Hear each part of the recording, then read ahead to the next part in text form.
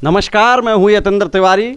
इस समय यहाँ नंदगांव हम आए हुए हैं। नंदगांव में लठामार होली की तैयारियाँ जोरों पर हैं। यहाँ के जो हुरियारे हैं जो बरसाना में लाठी मार होली खेलने जाते हैं, वो अपनी तैयारियों में किस प्रकार जुटे हुए हैं ये भी हम आपको बताएंगे।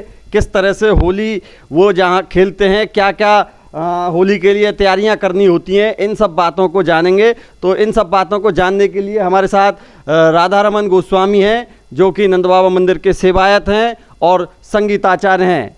एक कहावत इनके बारे में कही जाती है कि नंदगांव में यदि कोई उत्सव होता है तो बिना राधा रमन गोस्वामी के उस उत्सव में चार चांद नहीं लगते हैं। चाहे अभी लठामार होली पर ही देख लीजिए, यहाँ पर बड़े तौर पर यहाँ पर फाग आमंत्रण महोत्सव मनाया जाता है। तो उस फाग आमंत्रण महोत्सव की शोभा राधा रमन गोस्वामी के बिना अधूरी लगती है। ऐसे ही जो नंद बाबा मंदिर के सेवायत राधा रमन गोस्वामी जी हमारे साथ हैं, जो कि लठामार होली की तैयारियों में जुटे हुए हैं। इनसे हम बात करने की कोशिश करेंगे। तो स्वामी जी, आपका स्वागत है हमारे चैनल में जी। और बहुत बहुत ये आप जो बना रहे हैं, ये क्या बना रहे हैं? ये ढाल है जी। और जब हम बरसाना होली खेलने जाएंगे, हाँ जी। तो हम इसकी तैयारी कर रहे हैं। इसको तेल पिला रहे हैं। जब इसको तेल पिला देंगे तो फिर हम इसमें ये जैसे एक गद्दी लगाते हैं नीचे जी, जो हमारे सर की रक्षा करती है और पकड़ने में भी आसानी होती है। फिर इस रस्सी से हम इसको तैयार करते हैं। तो ये जो ढाल है ये किस चीज़ की बनी हुई होती है? इसमें वजन भी काफ़ी है, मुझे लगता है इसमें 8-10 किलो वजन है। कैसे आप लोग इसको जो है झेलते हैं, किस तरह से सहन करते हैं इसको, और ये किस चीज़ की बनी होती है, ज़रा हमारे दर्शकों को बताइए। ऐसा है, ये बहुत मजबूत होती है, चमड़े से बनी होती है जी। और ये बनवाई जाती है। इसमें हल्कापन नहीं होना चाहिए, क्यों सर पे कई कई गोपियां लाठी मारती हैं जी। तो इसका एक वजनदार होना अति आवश्यक है जी।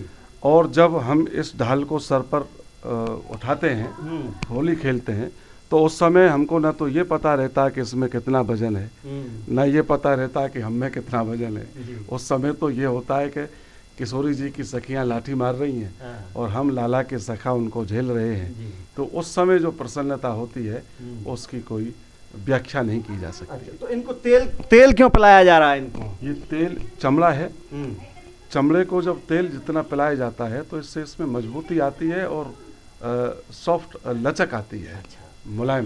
तो इसको इस तरह से ही रखते हैं या कुछ और तैयारी भी करनी होती है, ये हमारे दर्शकों को आप बताइए। इसमें मैंने बताया कि यहाँ हम गद्दी लगाएंगे जो हमारे सर की रक्षा करेगी, बाजुओं की रक्षा करेगी और रस्सी से उसको हम अच्छा, ये जो रस्सी है इसको अभी इधर एडजस्ट किया ये जो आप देख रहे हैं इनमें रस्सी डाल कर इनको हम कस देंगे। तो ये पकड़ने के लिए हमारे रस्सी आवश्यक है। तो ये कम से कम इसमें 10 किलो वजन होगा या नहीं? कम है, कम से कम 10 किलो वजन। किस तरह से इनको सहन कर पाते हैं? कोई खाने पीने का कुछ इसका ध्यान रखना पड़ता है या खाने क्या पीने है? का तो ध्यान रखना पड़ता है। अच्छा। क्योंकि हम होली से पहले अपने शरीर की दिनचर्या को बहुत अच्छा बना के रखते हैं जी। खान पान की तरफ भी ध्यान रखते हैं, खूब दूध घी खाते हैं, दही खाते हैं। अच्छा। और फिर होली खेलना है तो जब इतनी मजबूत लाठियां सहन करनी है तो कुछ तो बाजुओं में बल होना चाहिए। वही तो कह रहा हूँ, बिना खाए पिए अगर कोई सिंपल आदमी अगर इसको करेगा तो वो तो झेल नहीं पाएगा लाठियों को। ये तो ढाल भी नहीं झेल पाएगा, लाठियों की तो बात अलग है।